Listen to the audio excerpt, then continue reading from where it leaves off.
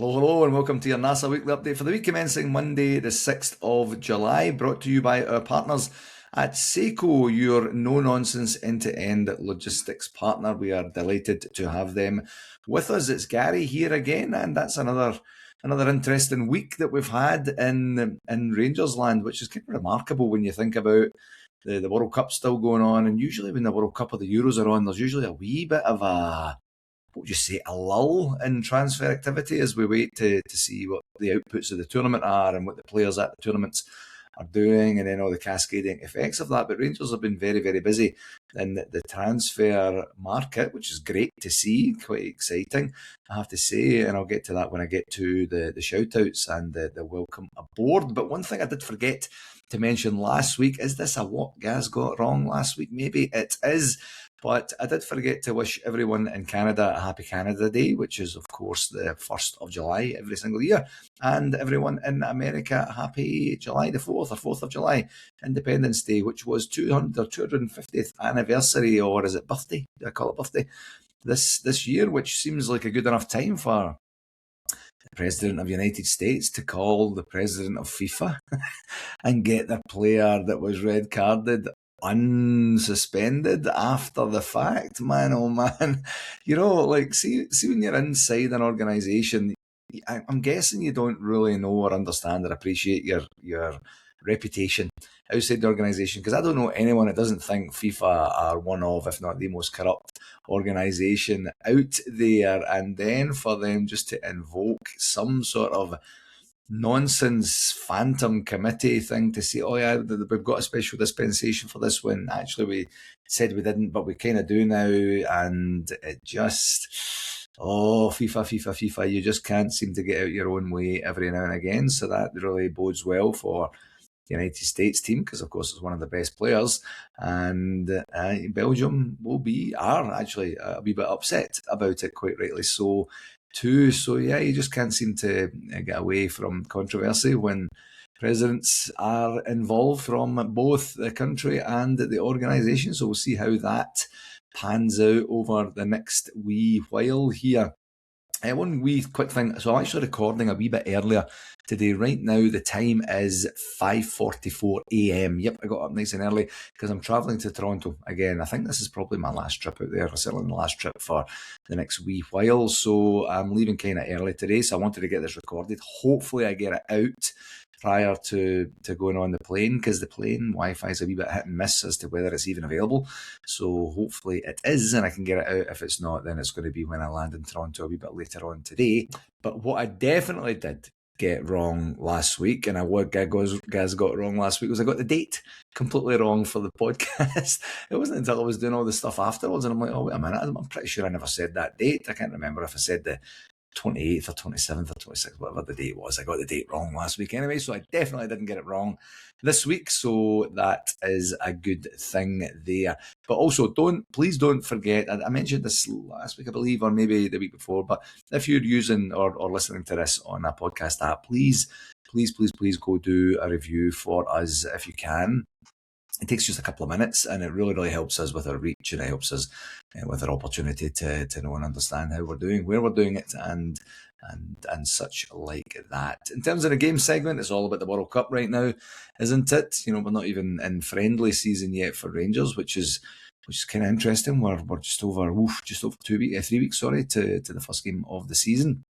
But what we did see on the weekend there, from a North American perspective, is we did see Canada exit the World Cup there from a kind of second half bludgeoning from Morocco. A really good first half of the first half for sure on the weekend there. And then it was just all kind of went wrong, didn't it? It could have been a lot worse. Actually, they hit the bar close to the end as well, but they couldn't get that goal. That's for teams.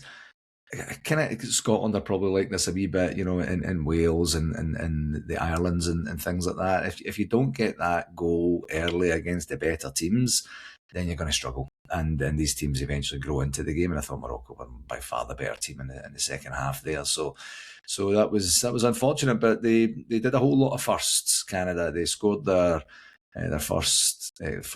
Was it now? They scored one goal before it, so they got the first point and then they got the first win at the World Cup, and then they got to the knockout stages and they won a knockout stage game as well. So that's not nothing, and I know it probably stings a wee bit for the majority of the squad and team and fans, but something to be very proud of and something to build from as well, which is great for them. Mexico, speaking about the home nations, Mexico, of course, went out last night to England in an absolute stormer of a game, wasn't it?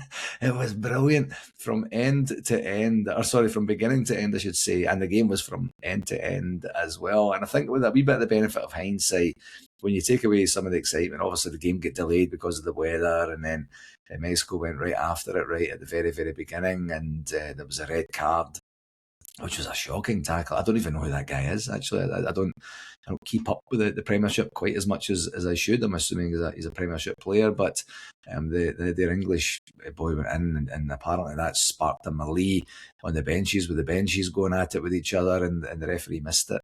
And there was a few referee misses yesterday, in the various games that I saw, but an absolutely entertaining game. But with the benefit of hindsight, Mexico was just, do you know what it was like? It was like watching Rangers when we're struggling to come back against any team. You can almost pick any team, certainly from the tail end of last season, where there was just lots and lots of possession, lots and lots of kind of hopeful anticipation or excitement, but we never really had an opportunity to score. That's what it was like with Mexico last night. Yes, Pickford did a couple of saves in the first half, but other than that, it was there wasn't a lot of chances created when you sit there. And it's great for me because I just love to sit and watch the game without being completely invested in it, like I am with England, with Rangers, and it's it was an entertaining game and good for England for getting through, and they now go and play Norway, who shocked and surprised the Brazilians there with two goals from Erling Haaland,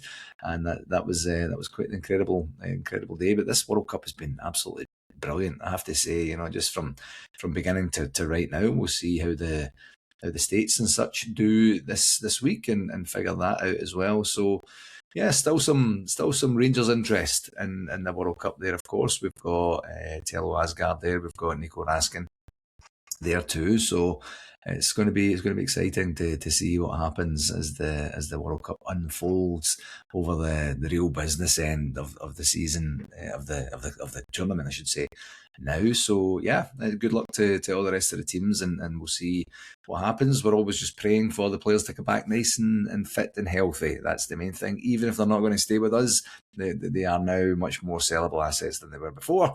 So we will see what that looks like. In terms of the shout-outs, back by popular demand, I'm going to start with this one, the Rangers Ladies Lunch, which is on August the 21st.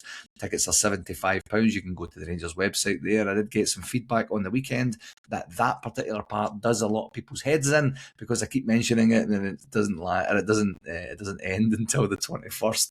So I guess the last time I would mention it is whatever 5 days before the 21st is, but it's a Rangers event and it's nice to do a plug for the team that we all love. I did want to just put a shout out there, and sometimes I forget to do this and I don't mean to do it, but for the victims of the Venezuelan earthquake tragedy, which kind of unfolded last week, or maybe just even the week before, where they had 2 7+ earthquakes within the space of like 50 odd seconds, and apparently that's never been recorded in the history of recording earthquakes, where there's been a lot of devastation in around the country. I work with a fellow right now who is directly impacted. His family are directly impacted by the tragedy and such. So just a bit of a shout out that we're thinking and praying for everyone down there, and hopefully it doesn't get any worse than it already is for right now. But that's just absolutely awful news. Back to something a wee bit more popular, or positive, I should say. I'm getting my words mixed up today, aren't I? I think because it's so early in the day and I haven't even... This is the first time I've spoken today. So, whoops-a-daisy. But much congratulations and welcome to Dan Neal. To Rangers. He captained Sunderland to the Premier League, you'll remember, and we also secured World Cup goalie Ivor Pandur as well. He's over at the World Cup with Croatia, and he joined us from Hull, and that's really interesting for me and really telling for me, actually. When I think about it, where we're signing we're signing Premier League caliber players now, or players with a lot of experience in the Premier League. And I'm not talking about players that are coming to the end of their careers and such. I know they were out, Dan Neal specifically was out on loan from Atalanta and such to get us to the point.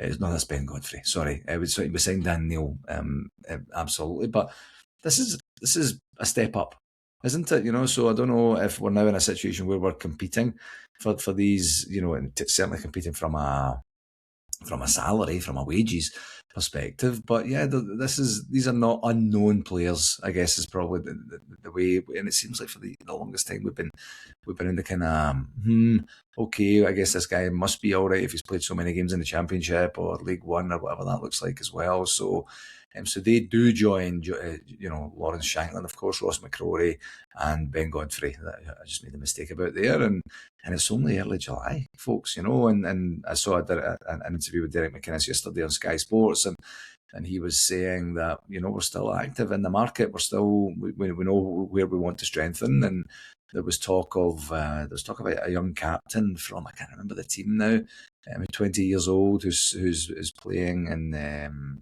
forgive me, I would get it wrong, no doubt if I said that, but we're still very, very active, and we're getting a good mix, and we're getting guys that are talking a really good game for us as well. You get the usual, it's a massive club. I spoke to some people. The people told me, Dan Neal, for example, spoke to. He said he spoke to Jermaine Defoe, who always says great things about Rangers.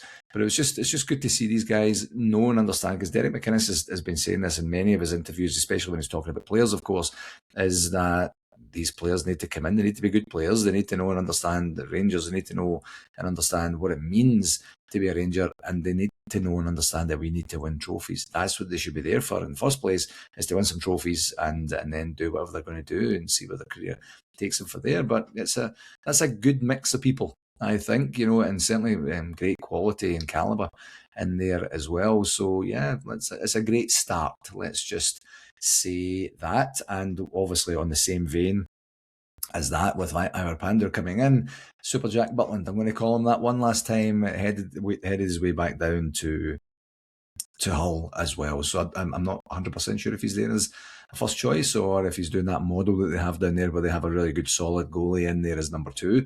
I'm not sure, but I think, by all means, it was about, if you believe the reports, it was around about 3 million. We paid about 6 for our goalie, and we got 3 for Jack after 3 years of really good service, some fantastic games and saves in there, and he was a bit of a penalty king in terms of saving penalties, wasn't he, while he was with us? There was always that confidence that, there's something to this. It's not a foregone conclusion that this guy's going to score this penalty with Jack Butland being in there. But one thing I loved about him was he always carried himself like a proper Rangers player, with grace and dignity, and he always would come out and speak to the fans, spoke very well as well. So, good luck to him and down at Hull, and of course they're back in the Premiership, a wee bit of a surprise, but good to see him getting a good solid move as well. And it's one of these ones, and it feels a wee bit like, certainly Nico Raskin, I've made my feelings known in Tello Asgard. I'd like to keep Asgard. I think there's something in there from a creativity perspective and a talent and skill perspective that we just don't have right now. So I guess it depends on what the other new players are like. But one of the timings, it just felt the timing was right for Jack Butland to make a move, and he goes with our best wishes. And I saw his wife someone had posted on the NARSA chat that his wife had posted something on Instagram or social media, whatever it was, and it was just very, very complimentary about Rangers, about their time at Rangers, about their kids' upbringing in the Rangers family over the last 3 years there. So lovely to see that, and wish him nothing but the best down in Hull. And thank you very much for your service, Jack.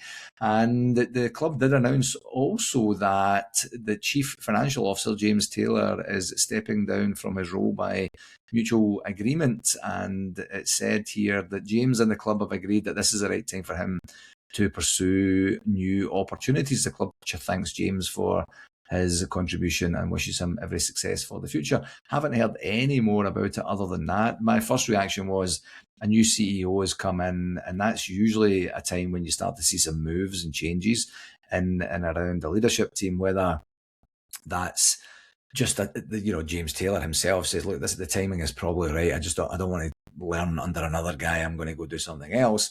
Or, the CEO has seen enough in his short tenure with us to say, we need a chief financial officer who can do this, who has done that, who can take us to this level. Who knows what it is? But, you have to take the word of the club at their word that they have mutually agreed it is time to do that, because that's what they said, and then we'll see what happens from there. So that's quite material for us. We heard from him maybe once or something like that, but the CFO obviously is a very key position within the club, or within any organisation actually, and we need someone to be able to look after the numbers in the way that the numbers need to be looked after, so that we are doing the right things in all areas of our financial dealings with the club. So hopefully we get someone in fairly quickly. It didn't say that we're looking. It didn't actually say when he's leaving. Is it if he's actually left? Maybe he has. Who knows?